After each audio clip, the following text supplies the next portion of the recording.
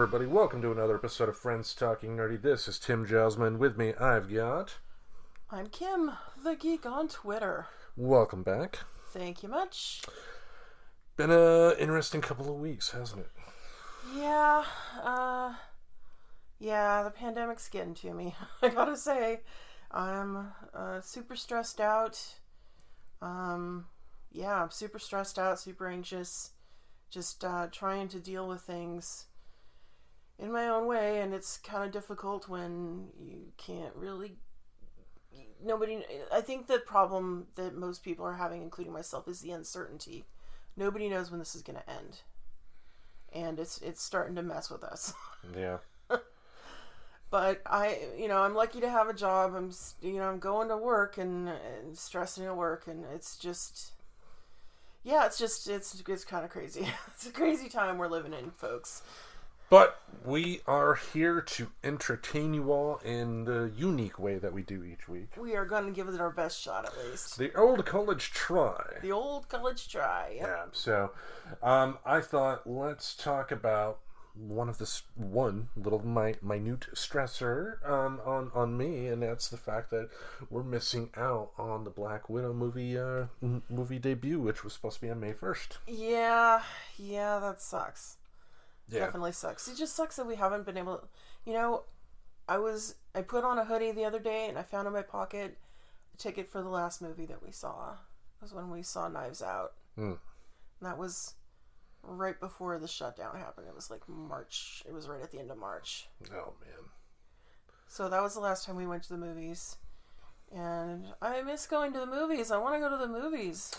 I want to go back as well, but one thing that did make some news this week, Marvel has adjusted a couple of their movie dates based on Sony moving the Tom Holland Spider-Man 3 to a particular date, I believe in 2021, which pushes forward some of their movie dates. But I thought we'd go through, talk about the movies that they have confirmed and the dates that they moved to, and just speculate on what we want to see. Okay. All right. The Black Widow movie that we mentioned, I've been looking forward for this for years. I mean, Scarlett Johansson as Natasha Romanoff is great. Just all around. With her, she's young enough that she's going to get better at this, which is scary, scary talented. But she, kind of like Cate Blanchett, has a way of kind of acting with her eyes. Yeah, and Scarlett Johansson isn't that young. She's like pretty close to our age, I think. But I think she's in her 30s. Alright, I'll IMDb it while you talk. Yeah, but I'm definitely excited for this movie. They have confirmed that the release date for Black Widow is going to be November 6th of this year, which... Let's hope to God things are open by then. Hopefully. I mean, that's best case scenario, unless some idiot Republican governors muck things up even more than they have. Well, what they're going to do is they're going to open early and kill a bunch of people. That's what's going to happen. Oh, and somebody on Twitter already pointed out that they called the Georgia governor's office to schedule a tour through the governor's office. Uh-huh. It's closed for safety concerns. Okay, Scarlett Johansson is 36. 36, yeah. She's got a number of years ahead of her. Well, yeah, duh. Yeah. But I'm really looking forward to Black Widow, and there are some rumors. The reason I'm comfortable talking about these rumors here, the good thing that Marvel's done through the years is the fact that they, with the comic history being what it is, you can speculate left and right on anything about these movies. Mm-hmm. Just the speculation can go wild, and even if your answer is wrong, it can still be fun. But one thing I've heard is that at the end of Black Widow, apparently in the post-credit scene, we're going to find out that her sister is in a group with General Thaddeus Ross, who is played by Jonathan Hurd in the movies. The guy who was in The Big Chill. Okay. You'd know him if you saw him. But the Thunderbolts, which means we could see William Hurt as the Red Hulk at some point in the future.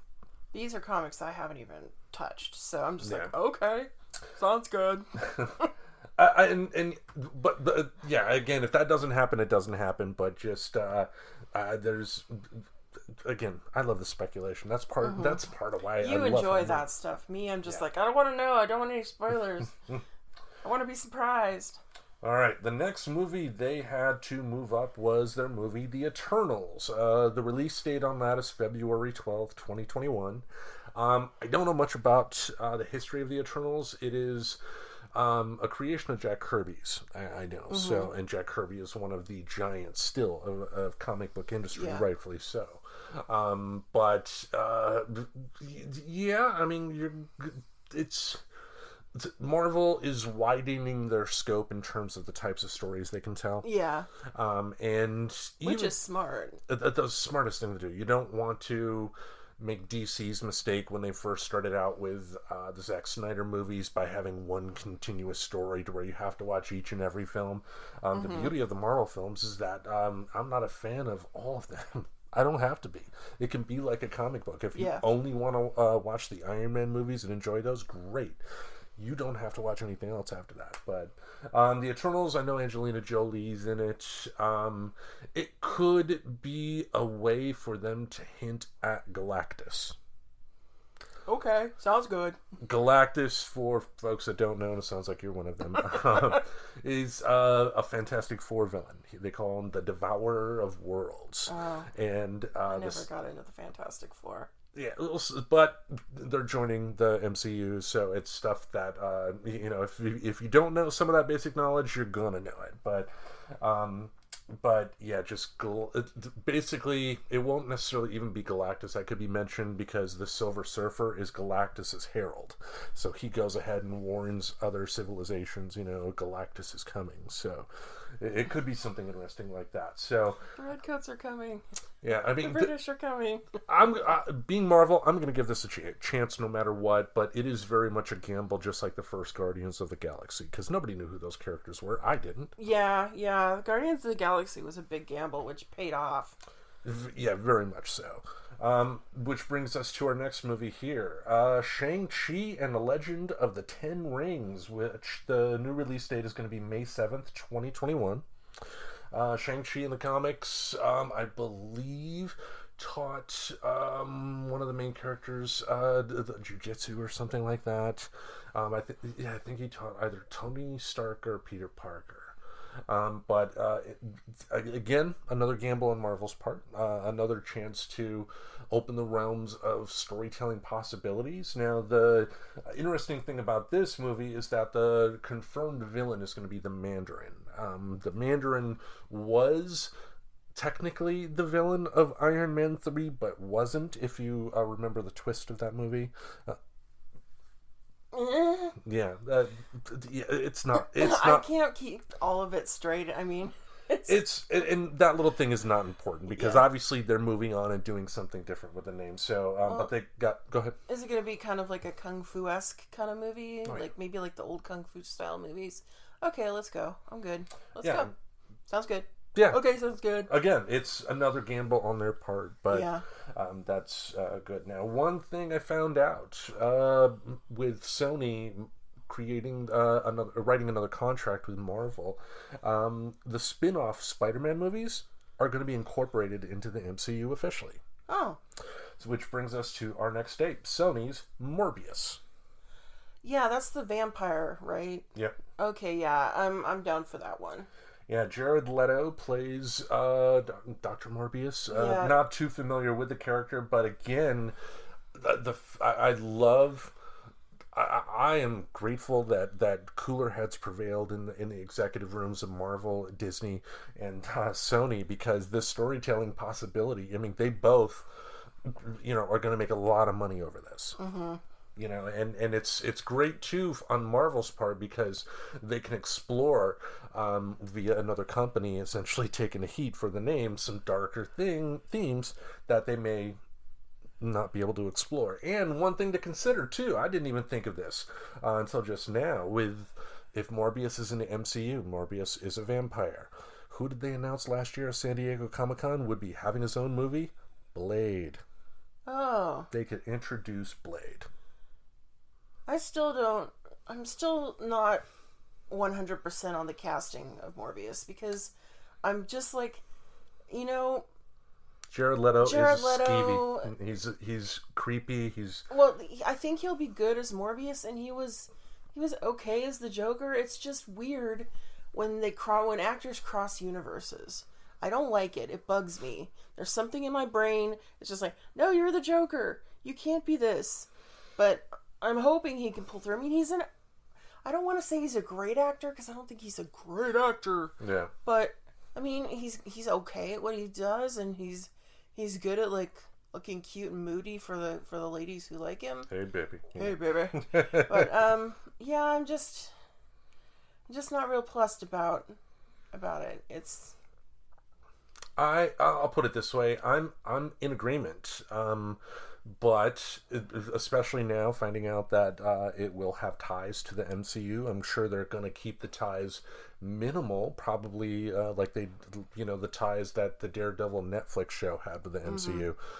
Just little mentions that if the contract between Sony and Marvel ever goes away, they can walk away from without too much damage. But that right there, the fact that they're cooperating, is going to get me in the theater. I may not like it, but it'll be interesting to see what they're able to do. Yeah, I've read a couple of the Morbius comics back when I had Marvel Unlimited, and I don't know. I'm on the fence about this. I think it's just the fact that they cast Jared Leto when they could have.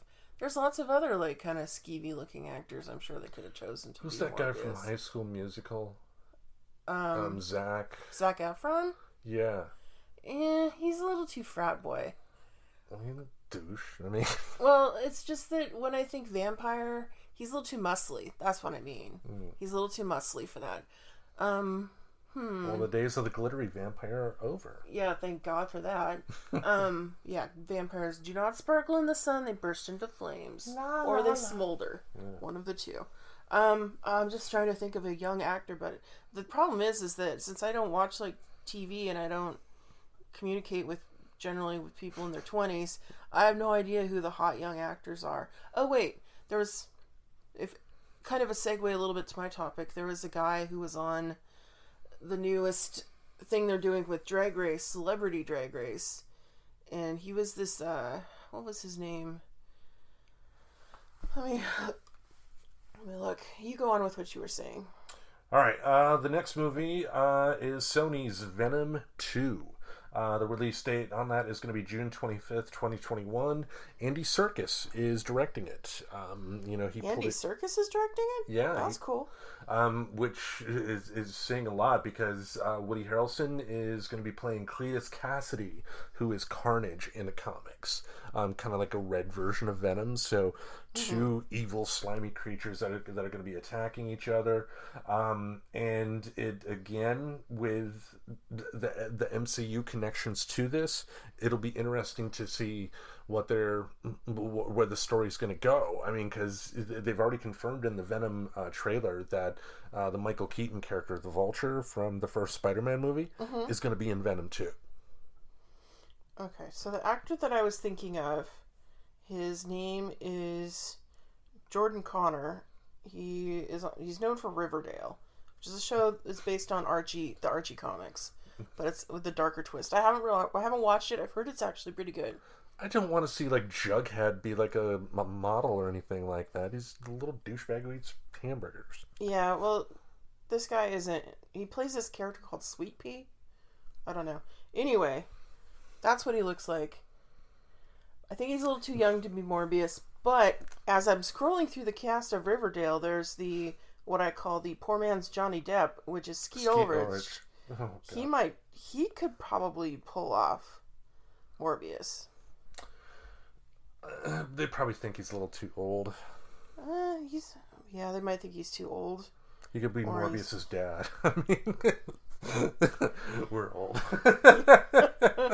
Yeah, fuck you, young people. Yeah, fuck you. Y'all don't know what it was like in the 90s. You don't know what's the struggle we gone through. Come here, look at these Adam Sandler movies. Yeah, because that Jordan Connor guy I just showed you, I saw his date of birth.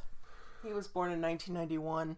What? Little bitch. That's when I graduated from high school. Oh, me in 95. Yeah. He was just potty training at that time, little bitch. Anyway. All right, the next movie that had the release date moved, Spider-Man 3, which caused a lot of dominoes for the Marvel Studios movie as we get into that. But November 5th, 2021 is the release date, so November of next year. Not much I've heard about it so far. The only thing confirmed is that the word home will be in the title. Yeah, did you see my tweet on that? No. You didn't? No. Oh, I went a little crazy with what it could be. People, they're like, I saw a tweet that was from someone like, blah, blah, blah, blah. Home is going to be in that. What do you think it's going to be? And people started going off and coming up with memes like Homeward Bound and stuff like that. Like the dogs and the cats in that movie. And so, yeah, I had my own attempt at being funny, and I don't think anyone liked it. So, yeah, that's okay. I will go back and see it. That's all right. It's fine. It's fine. It's fine. It's fine, really. It's fine. Yeah. Okay. No, that's cool. I don't even remember what I said. It wasn't that funny. I just was being goofy mainly. I think I'd just woken up and let me try. That's usually when I do my tweeting. Like, I'm funny. Wait, what? I typed that? Yeah, I think one of mine was Spider-Man 3, Sweet Home Alabama. Come here. Where's guys? They're so blue. Green Goblin, get over here. No. All right. So one thing about Spider-Man 3 I did hear is, as we know, at the end of Spider-Man 2, Far From Home, the Mysterio released a video where he framed Peter Parker for his murder. And one rumor I've heard about Spider-Man 3 is that Peter's attorney is going to be one Matt Murdock. Oh, Daredevil. Played by the same actor from the Netflix series. If that happens, thank God, because those Netflix series, Iron Fist could disappear. I wouldn't be too heartbroken about that, but they need to find a way to get everybody else back as soon as possible. I mean, yeah. Luke Cage was perfect.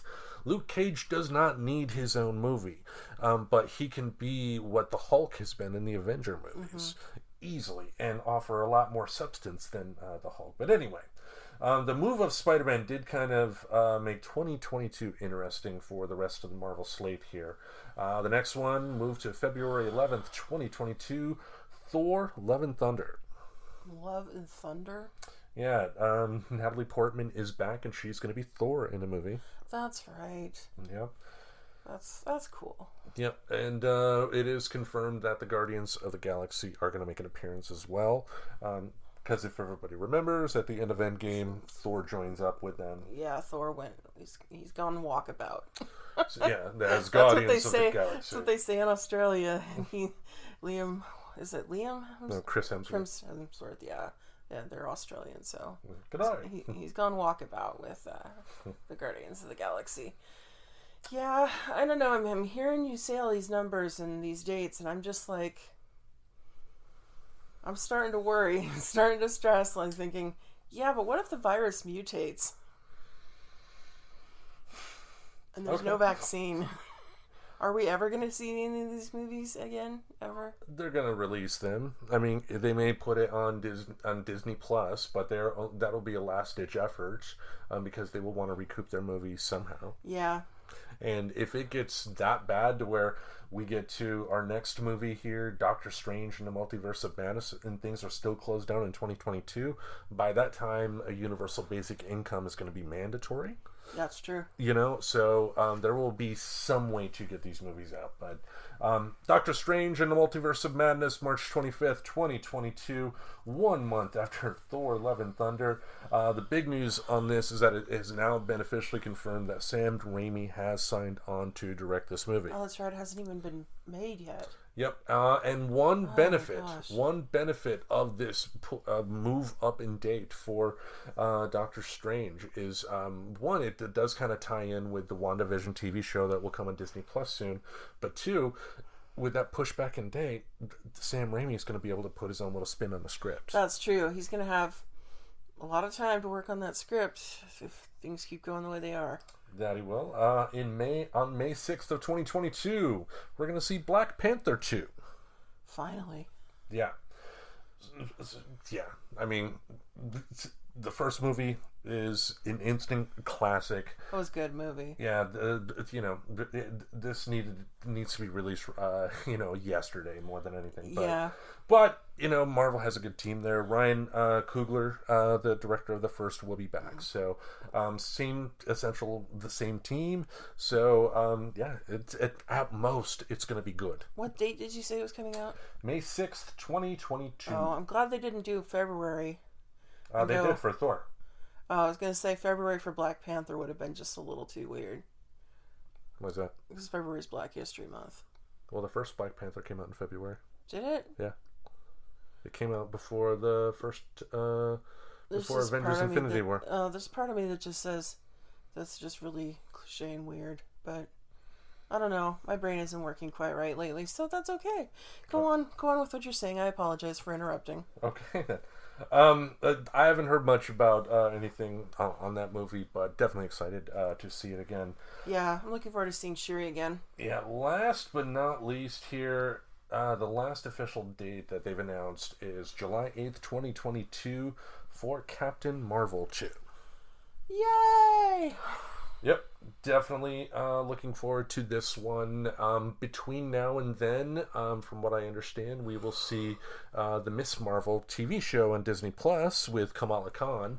If that is the case, we may also see Kamala Khan show up in Captain Marvel 2. Who That'd knows? be cool. That would definitely be awesome. And one rumor I have heard is that in this film we are expected to meet a certain Fantastic Foursome. No. So that would be awesome. And then there are other movies to look forward to. Of course, the last confirmed one here, October 7th, 2022, the sequel to Spider-Man Into the Spider-Verse. Oh, cool. Yeah, so that is the best Spider-Man movie put to film. I've seen them all in the theaters. I should know. So it's good. But we got other ones coming out too, and definitely excited for the future. And it's one thing, in my opinion, that's kind of keeping my head afloat with everything else that's going on, because as you mentioned before, still up in the air. Yeah. We don't know. Yeah. I mean, it more than likely by 2021, 2022, things will have gotten back to some semblance of normal, but that does not mean that this film slate could not be pushed forward further. Yeah. So anyway, we're watching Drag Race. I'm sure that's a big shock to the audience. Oh, I know, super big shock. So, oh my god! Oh my god! So the most recent season of Drag Race. Let me tell you, we are getting some class act guest judges. We've had Nicki Minaj. We have had Leslie Jones. I was going to say Wesley Snipes. No, no, Leslie Jones.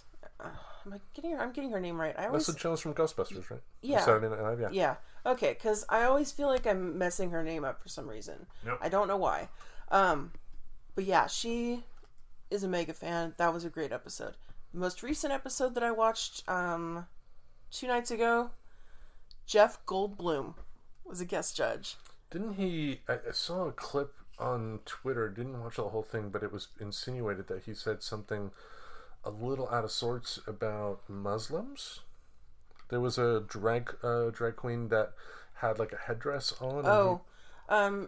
He didn't say anything bad about Muslims. And again, I'm getting it cleared up here. I'm not saying he did. I'm just telling you what the person on Twitter said, and we know that's 100% reliable, of course. But yeah, one of the contestants is Iranian. His family is originally from Iran, and so, well, he says he's Persian. He calls himself Persian. Right. So, yeah, and that is Jackie Cox, I believe. So, the final runway for the most recent episode was the theme was Stars and Stripes, because they did a mock presidential debate during that was the main challenge. Okay. So the runway theme was Stars and Stripes. So she did this really gorgeous kind of caftan with a stars, the blue, it was red and white striped caftan. It was all glittery. And then there was she did a hijab it was dark blue and with 50 stars, just like the flag. And it was just a really lovely presentation. I thought it was fine. And I don't think, nothing that he said came off to me as being bad with regards to Muslims. Okay. He was astonished by one of the drag queens, their tuck, because she was wearing kind of a swimsuit kind of look. And he was flabbergasted, literally. And then Jeff Goldblum got all teared up during the final lip sync. He just watching them, he's just like, I think his mind was blown a little bit, and he was just really overwhelmed by the coolness of it all, and he had tears in his eyes, which I can understand, because I've had the same thing happen to me when I was like at a drag show, and it was just so good, you just start crying. Or he could have been sitting there like, isn't it so awesome being Jeff Goldblum? You know, that's possible too, because I don't know, this season has just been phenomenal. And then they came up with another Drag Race series. And this one is that they're calling Celebrity Drag Race.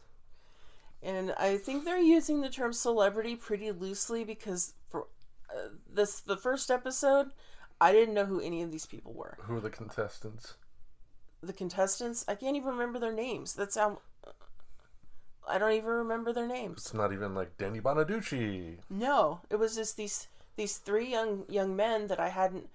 Okay, I kind of recognized one of them from the movie... what's the name of Well, look it up on Google real quick. I feel like my brain is just gone lately. I've like been IMDbing everything. Okay, his name was Jermaine Fowler, and he was in the movie Sorry to Bother You. Okay. Did you ever see Sorry to Bother You? No. It's on Hulu. Did it have explosions? No, it didn't have explosions, but it was really fucking funny. Okay. Yeah, Sorry to Bother You. It's kind of an alternate present day version of Oakland. Telemarketer Cassius Green discovers a magical key to professional success, propelling him into a universe of greed. Anyway, Sorry to Bother You is a great movie, and he was in it, and he was really funny. I mean, I enjoyed what I watched. It was a fun show. I just was really surprised. I have no idea who any of the next celebrities, in quotes, we're going to be seeing. I mean, I'm sure these guys are famous to a certain segment of the market they're trying to go to, but I am well beyond the males 18 to 34 or whatever. No, I'm not in that age group anymore. I'm not in their target market anymore. Show business is a business, and you know, when I was in college, it was 1 year, but I took theater as my major, and there's one person that I went to school with by the name of Paige Kennedy, who went on to actually have a career in Hollywood. He's still working there. He was in Leprechaun, Back to the Hood, the direct-to-video classic, which is actually my 6 degrees of separation to Star Wars, Return of the Jedi. Okay, then. Because it's like me to Paige and Paige to Warwick Davis. How many people are that close to Wicket? I hadn't thought of that, so I couldn't tell you. But no, seriously though, you know, he's done some other stuff, but basically, he's at a point. He's the type of actor that is going to be consistently get roles, but you don't necessarily know his name either. Yeah, that's the thing, is that all of these people were kind of, you know, I wouldn't say like D-list celebrities, probably like solid BC. It's all about like how old you are and what you watch, and there's just so much stuff to watch now that I can't keep track. I don't know who these people are. And for any fans or whatever that are hearing this and think it's negative, again, it's not negative. I just don't know them. We don't know them, and again, it's a business. You know, businesses are going to cater to certain marketing groups. We don't fit in that group, so we're not going to know. But, you know, I enjoyed what I saw, and I'll probably try and watch a couple episodes of Riverdale just for the hell of it. I've been meaning to, like, take a look at it anyway, because I loved the Archie comics when I was a kid. Hi, I'm Archie. Hi, I'm Betty. See? Okay. I'm pretty sure they don't say that, but I liked what they did with Sabrina the Teenage Witch on Netflix. I really like that show, which reminds me I need to watch the most recent season. But yeah, Drag Race. I get absorbed in it and I forget about the world, and that's really what I need right now. So, bring on the drag race. Bring on the Drag Race. Damn right. There's no pandemic in Drag Race right now. And even then, they would work it. They would. They would do something really crafty with like hand sanitizer and face masks. Put sparkles on ventilators. Oh, I know. I'm an asshole. I wouldn't put sparkles on a ventilator. I'd put sparkles like on like some PPE. Make a sparkly mask and some very nicely. The nurses walk down the halls and with disco balls. And showers of glitter. Yeah. Dancing down the hallway. Nurses on the runway. Shake that ass. No. Wrong place, Tim. Yeah, you don't bring your ones to the hospital, you sick fuck. How they have therapy dogs and therapy cats that go to hospitals and nursing homes. They should have therapy drag queens. I mean, they have drag queens doing like children's books readings in libraries and stuff. Why not therapy drag queens? Because let me tell you, if I'm on my deathbed, I don't really want to see a dog, maybe a cat, probably not a dog, but a drag queen coming to see me when I'm on my last legs. I would be just blown away. I'd just be like, "Oh my god, do a song!" Still, though, I mean, would I want techno music to be the last thing I hear before I die? No, that doesn't have to be techno. If they're like good therapy drag queens, they could like know what our like favorite songs are. Yeah, and doing the drag queen lip sync duet to "Every Rose Has Its Thorn." I don't like that song, but I don't know. Like one of the songs on the playlist that I chose, like they could do. Oh gosh, my brain is gone tonight, Tim. I tell you, I have no brain cells left. They're gone, I tell you. They're gone. They're gone. Okay, I would love to see a drag number to Higher Ground by Stevie Wonder. Okay. On my deathbed. I thought you were going to... Remember that. Bad, Leroy Brown. Like that. Nobody... No. Nope. Nobody wants that. Nobody wants that, Tim. Give it up. Nobody wants that. Right, so now we're talking about birthdays. No, sort of. Not yet. Not yet. Well, yeah, birthdays, but not in terms of talking about the music yet. Okay, so I was thinking about like when I had a birthday back in 2003. Oh, okay, that's where you're going, because... I don't know, where am I supposed to go? I don't know where I'm going. What am I doing? Where am I living? No, I thought What's my name? No, with the theme of your playlist, I thought you were going directly into the playlist. I'm not going directly into that. Okay, my apologies. Forget we said that, people. Yeah, we're going to clip that out. No, probably not, but... It'll be funny to listen to. For you, maybe. For the past few weeks now, we've been doing our top 5 favorite movies from particular years.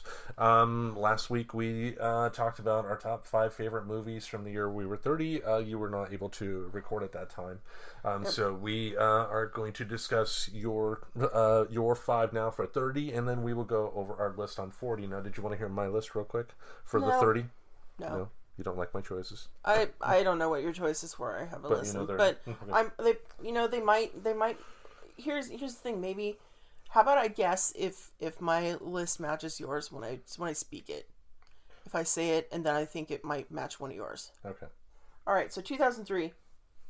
Or wait, we weren't born in the same year, so never mind. What am I thinking? I don't know. Okay. All right. So if you were born in 2003, I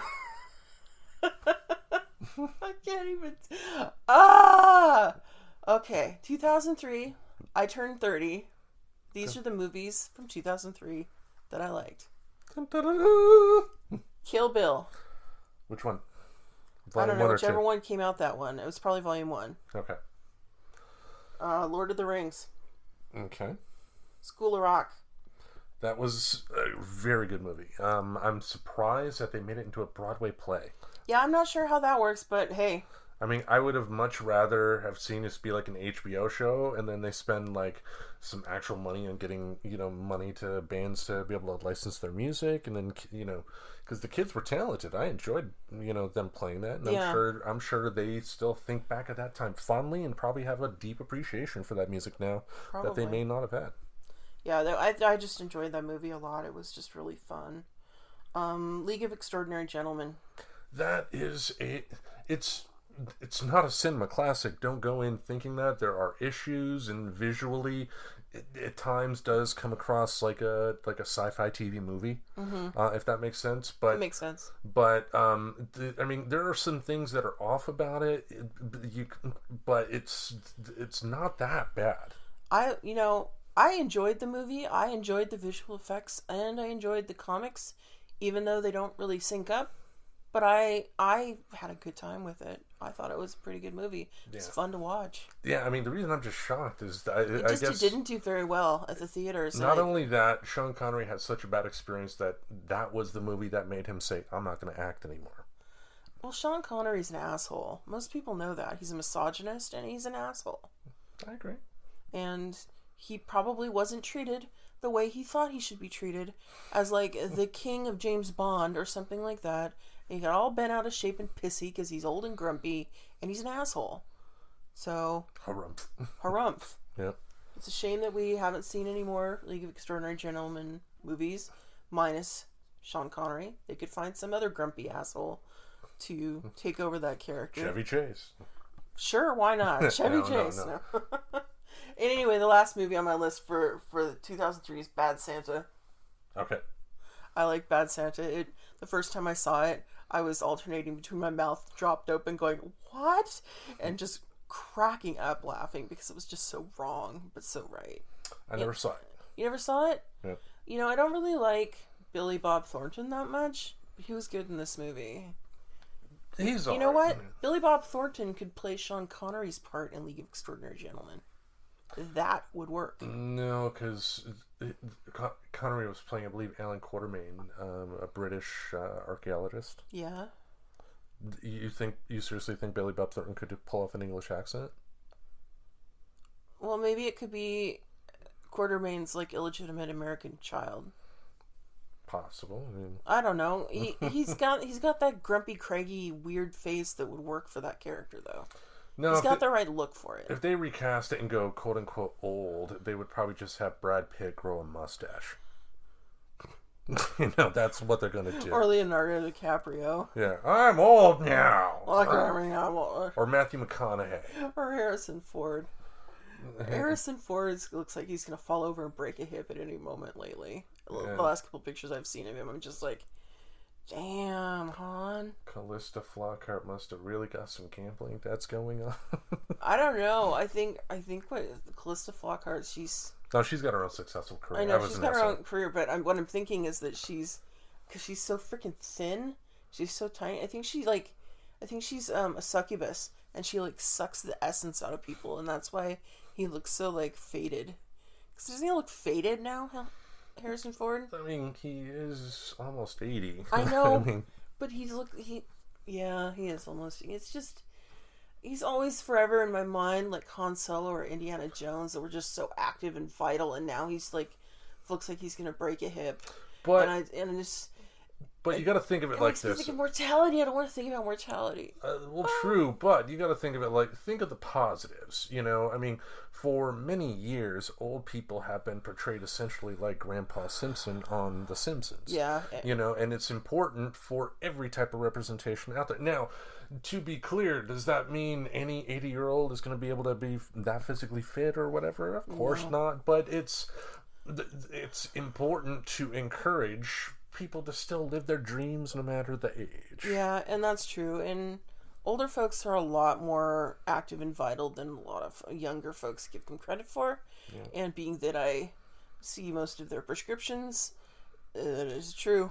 My Aunt Myrtle, her sciatica is acting up again, so we had to get her ointment. I don't know, I just thought that was funny. A new voice I've been working on. No. That's not how you treat sciatica. Anyhow. Okay. All right, so moving on to movies from when we were 40. Top 5 favorite movies from when we were 40. Like the past few weeks, what we're going to do is just you name one, I name one. We go back and forth. If we have thoughts about it, we'll talk about it, and we will go from there. So 2013, I turned 40. Great. World War Z. Never saw it. Okay, World War Z, the book by Max Brooks. Mel Brooks' son. Mel Brooks' son. Great book. Great book. The movie, not so much like the book, still good. If you like zombies, it's a good movie. All right. My first choice, Captain America: Civil War. You know, I didn't pick any of the Marvel movies because I knew that you would probably pick them. But honestly, you know, I liked Civil War better than the first Captain Marvel movie. Captain America? Captain America. Okay. I swear to God, I haven't taken any medications tonight. I'm just yeah. Blah. The first Captain America movie was. It's like a modern take on the Rocketeer in terms of how they told this story. Yeah, I mean, it was good to see the origin story, and then you can basically get on with watching Captain America kick ass. Yeah, and I mean, the Winter Soldier though, that is a really damn good movie. That was a good movie, yeah. But Civil War, that was the last time I had a daddy-daughter date. My daughter on Wednesday is going to be 17. Wow. Yeah, I remember the day she was born, I got to see a C-section in person. Yeah, it's not what you want to see, is it? Well, apparently the nurses had bets that I was going to faint. So there was that, but they did not counter on my training, all my years of training growing up as a kid watching Freddy Krueger movies. Yeah. I mean, being in a medical setting for the first time can be a little traumatic, but a lot of people don't expect to faint, and they do, or vomit, and they do. I took pictures. One thing I forgot to do was warn. I went to one of those 1 hour photo places, and I forgot to warn them. What the hell, Tim? Look. I had a new kid. My mind was elsewhere. You don't take pictures of the actual procedure. Okay. Anyway, that was the day I saw that in theaters. Was date of my last daddy-daughter date so far, and being able to see Spider-Man officially join the MCU was great as well. What's your next choice? The Purge. Did you ever see The Purge? Nope. I could have sworn you would have seen The Purge because there were guns and stuff in it. I have heard some good things, and I know one day I will come across it. It's just not anything that's ringing out to me as I must watch it now. Yeah, it's pretty dark, but it's a pretty good movie. I haven't watched any of the sequels. I have a feeling they're probably not very good. There's been, I think, 2 or 3 like kind of straight to video kind of sequels, or maybe they've been in the theaters. I don't know. They've been in the theaters. I haven't cared enough to follow up on it. But the first movie, The Purge, was really good. Didn't it have Ethan Hawke in it? And Ethan Hawke, my friend, who in my mind is the other Tim, kind of looks a little bit like if Kevin Bacon and Ethan Hawke had a baby. Okay. He's just got kind of a mixture of their facial features, and he's got kind of like somebody put Play-Doh images together. No. He's got a very very wry sense of humor and a very kind of mellow voice, but there's a lot going on behind those eyes. All right. Yep. So shout out to other Tim if he listens. Hey, other Tim, what up? Tim's in the house. Tim's for life. in the house. For life. Oh, God. What's your next one? All right, my next one I saw at the end of the year in 2016. A little film called Doctor Strange. Oh, yes. With my boyfriend Benedict Cumberbatch in it. He doesn't know he's my boyfriend, but he is. Shit. I mean, he's a beautiful man. Let's put it that way. And he's funny, and he's goofy, and he's smart. I mean, he's dreamy. Agreed. I will say this with Doctor Strange. I didn't need to see it. You know, I put, why am I putting it on my favorite list? Because I did enjoy the experience. You know, a lot of times I put a movie on my favorite list is not even necessarily because of the movie, but the memories it can bring back. Yeah. You know, and, you know, I like wearing my critic hat, you know, so I do think the origin story was just a lot rushed. And I think at the end of the day, though, it planted some seeds for some good storytelling in the future, Yeah. which we've already seen with Benedict in the Avengers movies, being as important as he is, and with Tony Stark passed away. Essentially, Benedict Cumberbatch is going to be the big leader, essentially. You know, and yay, more movies with my boyfriend. More with him, and another thing about the new Doctor Strange movie coming out, I forgot to mention, is that with the multiverse thing, they're going to go to different multiverses and see different versions of the characters, and that's a way to introduce maybe bad guys from other dimensions going into our multiverse. I mean, opening up the multiverse to where you can bring in the X-Men that way, you can bring in other, it's just so many things. Go ahead, what's your next one? Before I ramble to death. My next one. This Is the End. Did you ever see that? On TV. Did you like it? It's the same group that does the Judd Apatow films, and I can enjoy them somewhat, but I don't think they're the laugh out loud riots that they think they are. Yeah. I saw this with my sister Katrina in the theater, and we didn't really know what was going to happen, and then it just kept happening, and we just kept laughing, and it just kept getting more and more ridiculous. And then we got to the end, and we were just like, what the hell did we just watch? But we had a good time. And that's the important thing. That is the important thing. The thing is we were going into the theater, and we both got carded for an R movie. That's always a good feeling. Yeah, and being that this was when I was 40, I'm getting carded for R-rated movies. I got carded for buying an R-rated movie one time when I was like in my 30s. And I'm just like, I'm standing there and I'm like, seriously? I mean, I look like I'm over 18. It reminds me, though, of, I mean, it's because parents are stupid more than anything. I mean, it reminds me of a customer at Best Buy that was looking at DVDs for Live Free and Die Hard, and I thought she was buying it for herself, so I was like, you know, you don't want to get that one right there. That's the PG-13 version. The unrated version has, you know, the full script available with the language and everything. She goes, no, I'm getting it for my son. She's getting a brutal action movie where a guy's killing everybody, but that's okay as long as he doesn't say fuck. Yeah, pretty much. Just like, you know, you can blow things up and show people being murdered, but then if you show some boobs with that. Yeah. People are hypocritical. Yep. Right. Yep. What's yours? My choice, I chose this film just for the last 10 minutes. Okay. Rogue One. I liked Rogue One. I liked Rogue One a lot.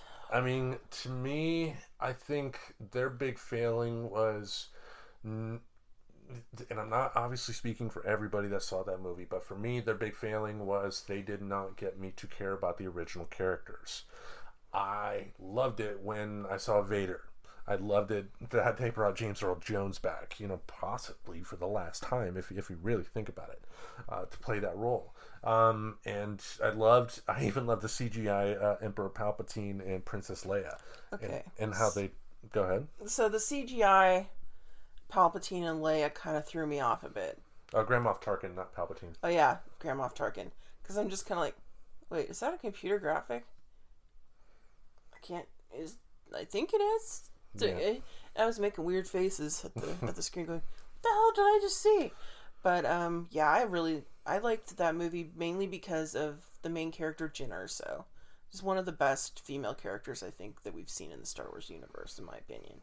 Yeah. I liked her a lot, and I really was sad at the end that I wasn't going to be able to see her in anything else unless they do some like they go way down the rabbit hole and do like the adventures of Jyn Erso before she got thrown into Imperial prison, and that's never going to happen because well, one of the in Rogue the scheme of things, she's like a minor character basically. One of the Rogue One characters actually will have a show on Disney Plus.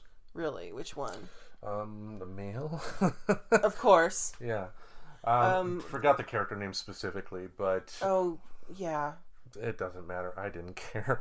For me, only thing that really interested me and was well worth the price of admission alone was them on the Tantive V4. The lights are out, and then you see that light. You hear the breathing. You see the lightsaber, and then just Darth Vader going nuts. Yeah, I was just like. I mean, that should have been 2 whole movies in the prequel trilogy, of seeing that. But that was great. And I loved, too, how they did tie it in directly to the episode 4 by, giving the plans to the Death Star directly to Princess Leia. And for folks that are... There's one thing that I didn't think of until I read an article is that, obviously when the Tantive V4 escapes, Darth Vader sees that ship escape. So when they later capture them, when he talks to Leia and says, have you, where are the plans for the Death Star? And she says, I'm just a counselor ship, and if you think about it, I guess apparently according to lawyers, if you are stopped by the police, it's best to not, even if you are 100% guilty and caught, it is best for your defense to play dumb, until you get to a lawyer and get some protection. So that was one little thing I want to talk about. But anyway, Rogue One, on my list. What's yours? Mine. What's mine? What's yours? It was a major release movie, but I don't think a lot of people saw it. It's called Warm Bodies. It's basically a zombie love story.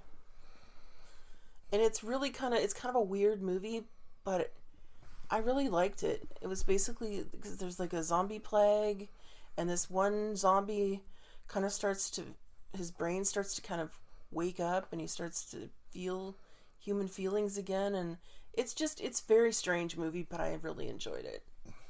Yeah, I don't, and that's rare for me. I've never heard of that. Yeah. So it must have flown really under the radar. I think it was a British film. The main actor I know is a British actor who's been in a lot of stuff that I've watched that came directly from England that it wasn't Americanized. So and that's great that you bring that up too, because our only criteria in picking these lists was films that were released in that year. So yeah. If it was a Lifetime TV movie that really touched us, it was a film that was released in a calendar. And now that's not the case. That's never going to happen. But you get my point. Yeah. You get my point. Lifetime movies are garbage. Valerie Bertinelli needs the job somehow, Well, yeah, I mean, I know they need to. They're basically a clearinghouse for sitcom actresses and actors of the 70s and 80s and 90s now. So, yeah, go ahead with your next choice. All right. My next choice came out in February of that year. It was a gamble, but a gamble that paid off in spades. A little movie called Deadpool. Oh, I really liked Deadpool. I was really looking forward to it because when they released the test footage for the opening scene on the highway, somebody unknown, wink wink, released that test footage online and got uproarious fan approval for it, and just they were 100% faithful to the character. I mean, one of the most comic accurate movies, surprisingly, that you can imagine, and Ryan Reynolds just knocks it out of the park. Yeah. I mean, his brand of sarcasm, he's almost Bugs Deadpool, as how Ryan Reynolds plays him, is almost Bugs Bunny like. You're right. Because he has no qualms about hitting on guys or gals. He's just kind of subversive, and people enjoy that. He's your inner id. Mm-hmm. He is. He's pure id. Mm-hmm. Yeah, I really liked Deadpool. That was a good movie. Yeah. My final choice was Star Trek Into Darkness, because Has my boyfriend in it. My British boyfriend. And some other actors that I like to look at. The movie, I enjoyed it, but they didn't need to do the Khan storyline the way they did. Because if you think about it, how they... And again, this is just my critic hat on. Khan was never a bad guy in that movie. No, Khan was just... He had total justification to react the way he did. Yeah, he was a victim of circumstance. Yeah, and the only reason he is treated like a bad guy is because the audience is told he is a bad guy. Mm-hmm. And that was a cheap cop-out. And when you get an actor of Benedict Cumberbatch's stature, you want to use him properly. And it was unfortunate that it was just not... It was enjoyable. It was a good movie in terms of getting the most out of your 2 hours for an escapist fare. Mm-hmm. But if you think about it critically, it does have some major flaws. Yeah, and those two things can coexist. Yeah, and that fight scene between Khan and Spock on the flying jet things. Yeah, that was a really good fight scene. I liked it. All right. My last choice? What's your last choice? Star Trek Beyond. Oh, that's funny. So far today, the last of the Star Trek movies with the reboot cast.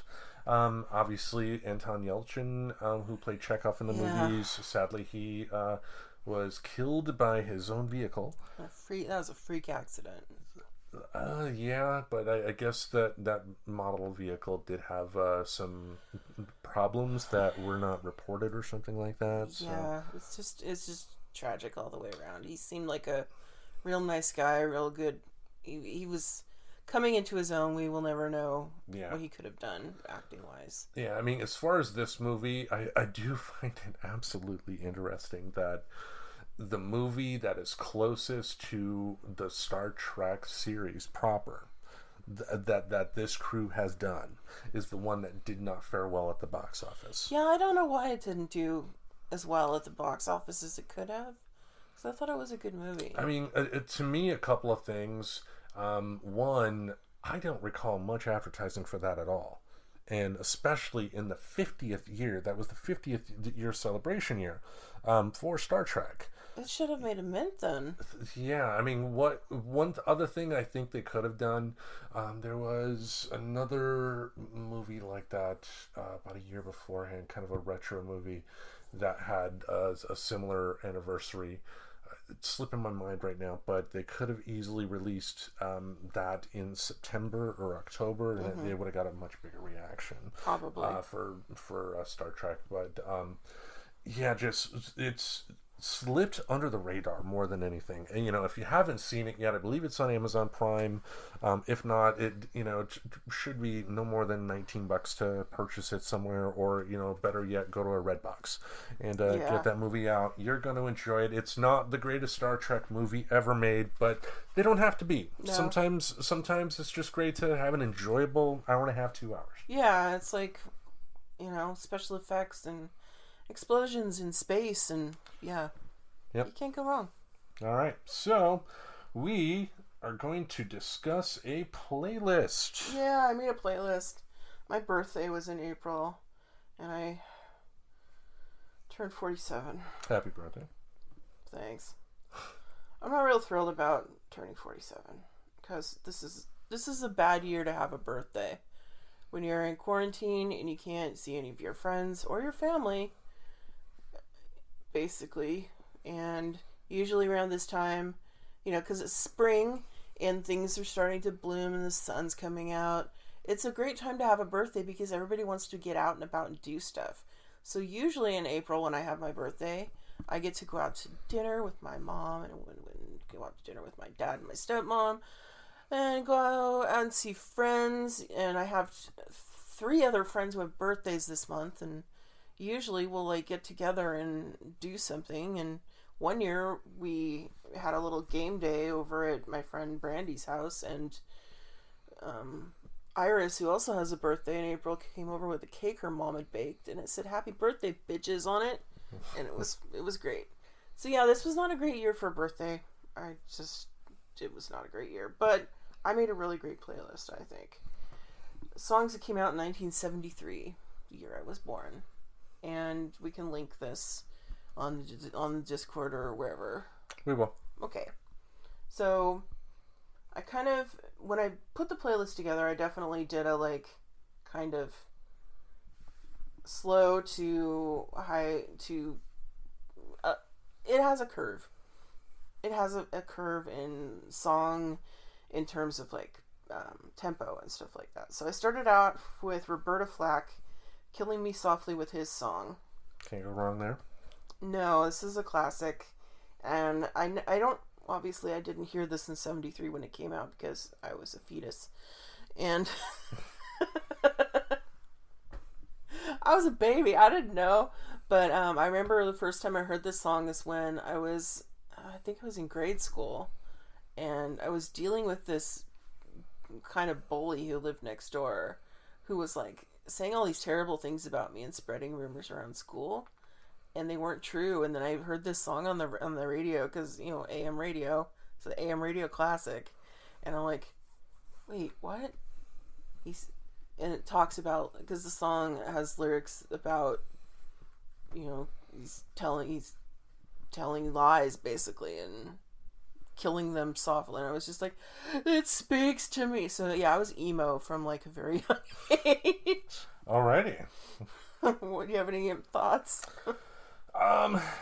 Not on this one. I'm not gonna proclaim it's my favorite song ever, but it's a damn good emotional song. I mean, It's a very emotional song. yeah. I do remember, and I've not heard enough of the band to have an opinion up or down, but the Fugees, or was it a Lauryn Hill solo? Well, I think it was Lauryn Hill solo. Yeah, that did a cover of this particular song that was Maybe good it was too. the Fugees. It was one of the two. Yeah.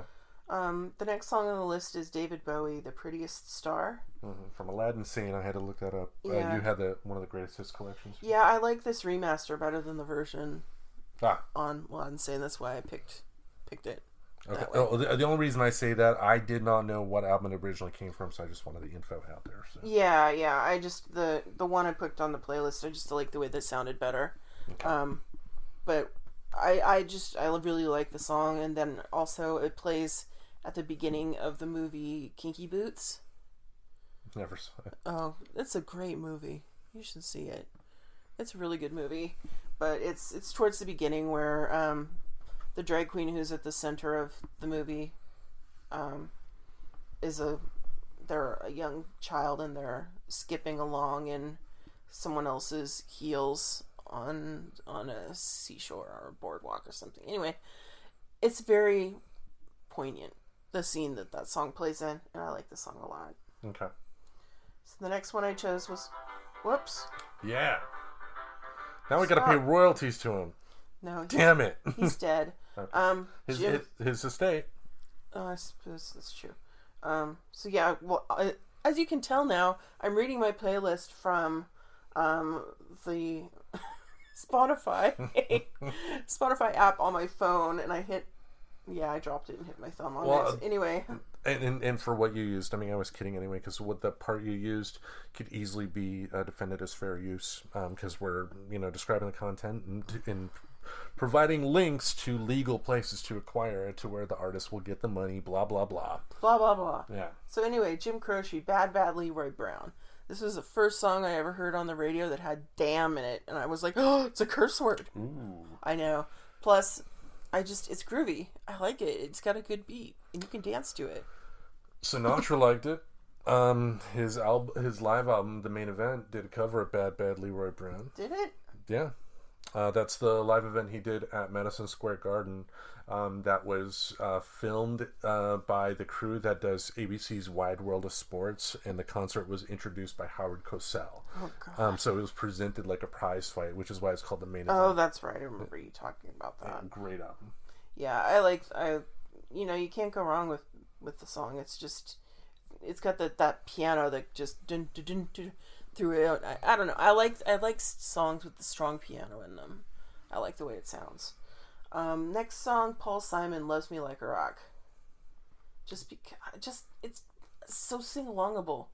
A little gospel-y for my taste, Oh, but I like gospel music though. I'm weird. Higher Ground by Stevie Wonder. You can't go wrong with this bass line. Oh my goodness gracious. I mean, the only people that came close with that same bass line, the Chili Peppers. Yeah, the with Chili their cover. Peppers did do a really good cover of it. But I dig that song. It's a good driving song. As is the next song on the list. This will be our last episode as the car crashes through the window. Yeah. I was like, what's that sound? Well, someone's starting a car outside. Okay. I know what you did last summer. Shit. Yeah, the next song on the list is the Doobie Brothers. It's China Grove. Doobie. And, I'm not a huge fan of the Doobie Brothers, but I like this song a lot. It's good for just car. Woo, Technically, China Grove. Technically proficient, I guess, but it never did it for me. All right. Led Zeppelin, Dancing Days. The Legends. I mean, Yeah, you can't say much more than that. It's just a great song. I've seen Jimmy Page and Robert Plant in concert, so yeah, they're amazing. And it's got, I actually used this as a ringtone for a while on my really old phone. Just the beginning, that guitar riff, that yeah, you know it. Everybody knows that song. Yep. All right, Gladys Knight and the Pips, Midnight Train to Georgia. Didn't Vicki Lawrence from Mama's Family cover this song? I don't fucking know, but I don't want to hear it. Because you can't get any better than frickin' Gladys Knight when it comes to this song. I love this song. This is one of my favorite sing-along songs in the car. And I will just be driving along and just be like, he's leaving on that midnight train to Georgia. And then you got the Pips coming in, midnight train to Georgia. Now remember, you are legally bound when you sing that song to wave your finger. Right? Oh, you know I do. As long as it's safe in traffic for me to be finger waving and like rap scratching and all that other stuff that goes along with having a good sing along. Some kid drives by, Mommy, she's wagging her finger. Calm down, dear. She's listening to Gladys Knight. You have to. It's the law. It's either Gladys Knight or Aretha, one of the two. The president will arrest you. All right. Drift Away by Dobie Gray was the next track I chose. There's something about this song I like. It makes me think of summertime and just chilling with your friends with a cold one. Drinking a beer. All right. Rocking a chair. And the last track, it's a cover. Yeah. It's The Long and Winding Road, covered by Cher. She's got a good voice. I mean, that's why she's still selling out tours and records today. She's Cher. I'm Cher, damn it. Well, the good thing about her is that, I mean, she's very much in the tradition of a Frank Sinatra. I mean, Sinatra didn't write most of his music. He was given it, but like Sinatra, Cher is able to make characters with these songs, and essentially act them out and make them her own. Which, for this particular track, I prefer the original. But if you're gonna have anybody sing it, Cher. Yeah, and I've heard other covers of it. A lot of people have done covers of this song because it's one of those songs that you can just sing your heart out on. It's a stereotypical sad song that can fit any type of sadness, really. Yeah, and it can fit any type of voice, male or female.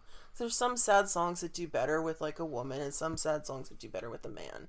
And this one, I think it's good for either. And it's almost not even a sad song. It's more of a song of like just longing and remembering. I thought it was a good way to kind of crest the playlist back down. I don't know if you could tell when you listened to it how I kind of brought it up and then brought it back down. Yeah. Exactly. I like sat there with my phone and like moved songs around and then I listened to it and like it's my old DJ skills coming into effect. Coming in at number 2 on the countdown. I never did that, but no, I'm always really conscious when I put a playlist together. Generally, it's not meant to be listened to on random. It's meant to be listened to in the order that the songs are in. You're telling a story. Yep, exactly. Even if the story is pure emotion, that's telling a story. It's just a habit. Every time I make any kind of playlist, I just like, it has to have peaks and valleys, or else if it's just, unless it's a playlist to wake my ass up, and I've got a playlist for that. Then otherwise it's like crank it up and just keep it up there, and then maybe bring it down a little bit. Well, for me, I mean, I have one big playlist generally. That, you know, if there's... And see, I don't get that. But you gotta remember, my playlist, I do prune it every now and then, but can usually be between 400 to 600 songs. See, I don't get that. I like to make playlists of about 10 to 20 songs that fit a mood. To me, I'm thinking of it differently, because, you know, when I write, I use music a lot to help with scene inspiration, you know, and you never know what's gonna, you know, cause the old brain to start thinking. That's true. You know, and so I'm looking at it from a different way here, than you are. I want that spark, and of course, yeah, you have 600 songs on your playlist.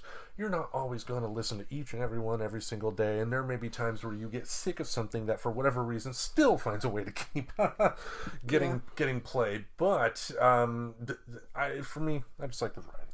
Yeah, and you know, though, if I do make a playlist like of my favorite songs by a certain artist, then that is meant to be put on random. And even then, I may still arrange them and then just hit random for fun. Well, what I did, and what I will do for any book I write going forward, is I created a playlist for the book, essentially its own soundtrack. You know, and what's funny about that is I have actually read a few books where they were like, okay, there is a soundtrack for this book. Go to Spotify. Here's the link for where it is. And I went and I read the book and I listened to the soundtrack and I was like, that's cool. Yeah, because it's, you know, with the ability to create a playlist and have it available publicly, the artist is properly getting their money, and you have a way to advertise your stuff. Yeah, and it adds another level of kind of immersion. Yep. For whatever you're reading. So maybe one of these days, when it is my choice at some point, I will bring to the show my the playlist soundtrack for my book. Wait, is that going to be like 400 songs? No. The specific soundtrack is a separate playlist of about 14, 15 songs. So I was going to say, we can't do a podcast about 400 songs. I'm not that dumb. No. Okay. No. Just because I say jinxes in God almost every episode. Stop! My challenge to you will be to not record a podcast doing that voice. Okay. All right.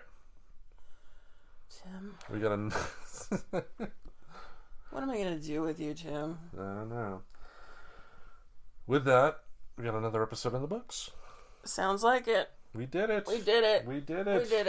All right, we will see you all again next week, folks. And remember, it's such a good feeling to know you're alive. It's such a happy feeling. You're growing inside, and when you wake up ready to say, I think I'll make a snappy new day.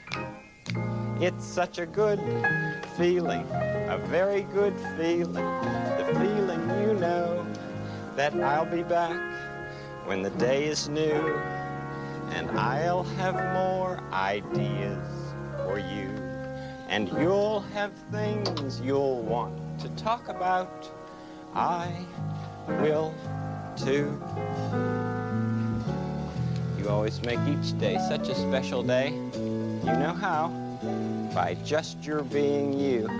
Only one person in the whole world like you. That's you yourself. I'll be back next time. Bye-bye.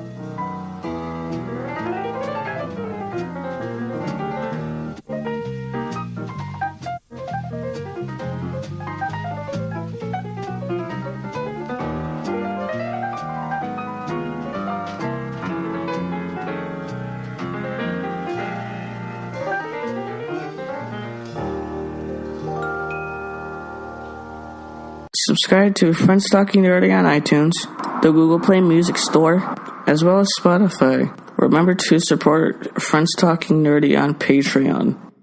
Goodbye, darling.